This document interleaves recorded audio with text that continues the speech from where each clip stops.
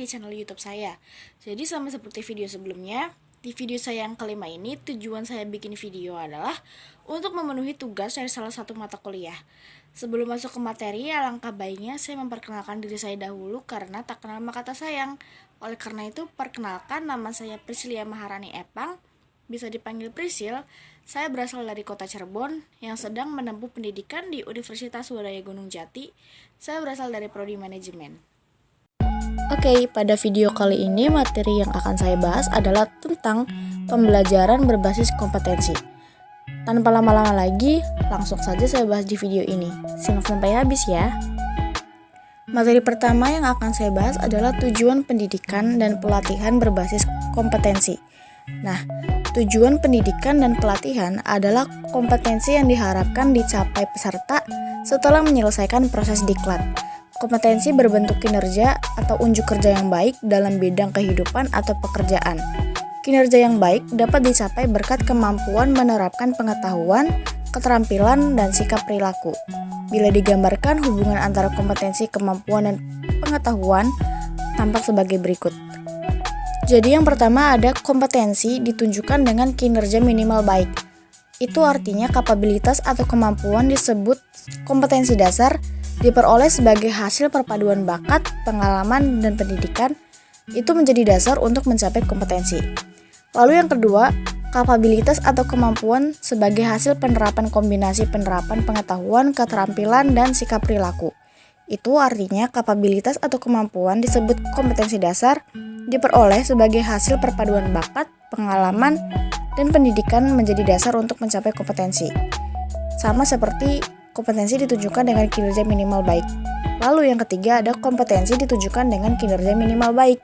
Itu artinya kompetensi dicapai sebagai hasil penggunaan kapabilitas atau kemampuan dalam pemecahan masalah aktual. Lalu di atas ini ada 3 bagian lagi.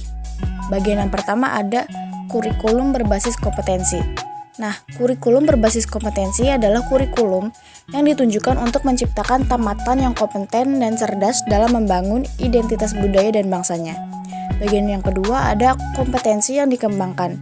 Nah, itu kompetensi yang dikembangkan berupa keterampilan dan keahlian bertahan hidup dalam perubahan, pertentangan, ketidakketentuan, ketidakpastian, dan kerumitan dalam kehidupan. Lalu bagian yang terakhir atau bagian ketiga ada desain dan pengembangan sistem. Itu, desain dan pengembangan sistem adalah pembelajaran dengan seluruh komponen di dalam harus difokuskan pada tujuan pembelajaran yang berisi kompetensi. Lalu materi yang kedua ada kompetensi awal dan karakteristik awal peserta didik. Yang pertama itu ada pihak pertama. Pihak pertama itu pihak yang paling berkepentingan dalam hasil pembelajaran di masa depan. Mereka adalah pihak yang perlu dibantu penyelenggara diklat untuk membangun cita-citanya. Contohnya itu peserta didik.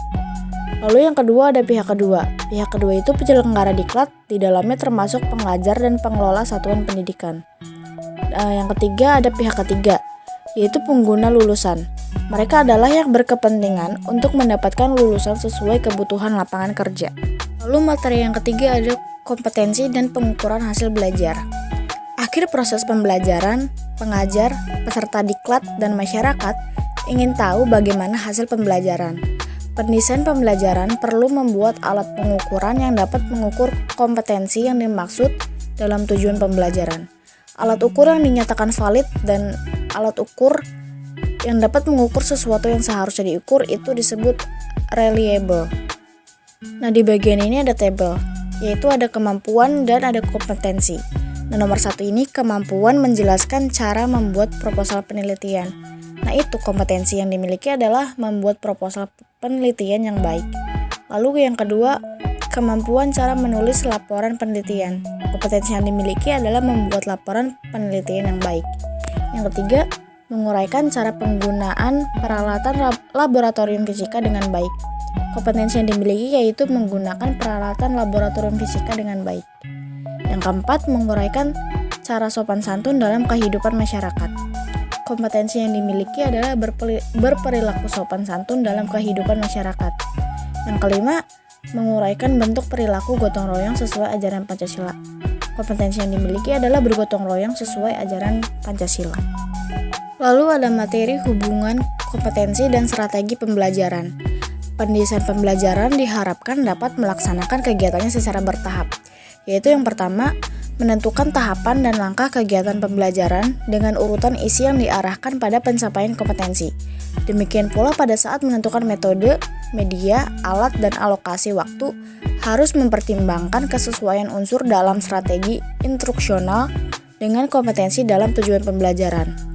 Yang kedua, pengajar melaksanakan rencana strategi pembelajaran yang telah disusun dengan memasukkan upaya pemberian motivasi sepanjang proses pembelajaran, agar peserta dididik memfokuskan perhatiannya pada seluruh pembelajaran.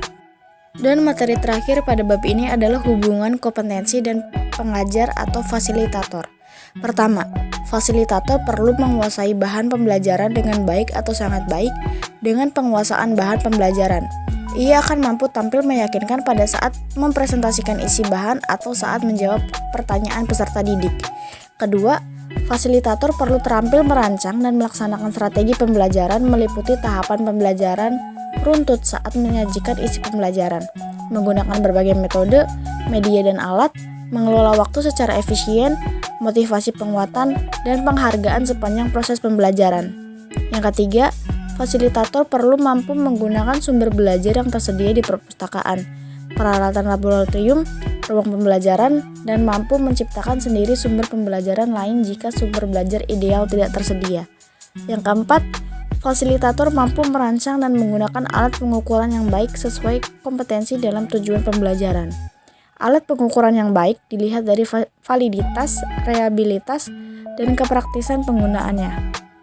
Yang kelima, fasilitator mampu memperoleh dukungan tenaga kependidikan dan pengelola satuan pendidikan di tempat kerja. Dukungan tenaga kependidikan berupa penyediaan ruang pembelajaran dan peralatan yang tersedia. Dari pimpinan satuan pendidikan mendapat keleluasan berkreasi dan berinovasi dalam melaksanakan pembelajaran.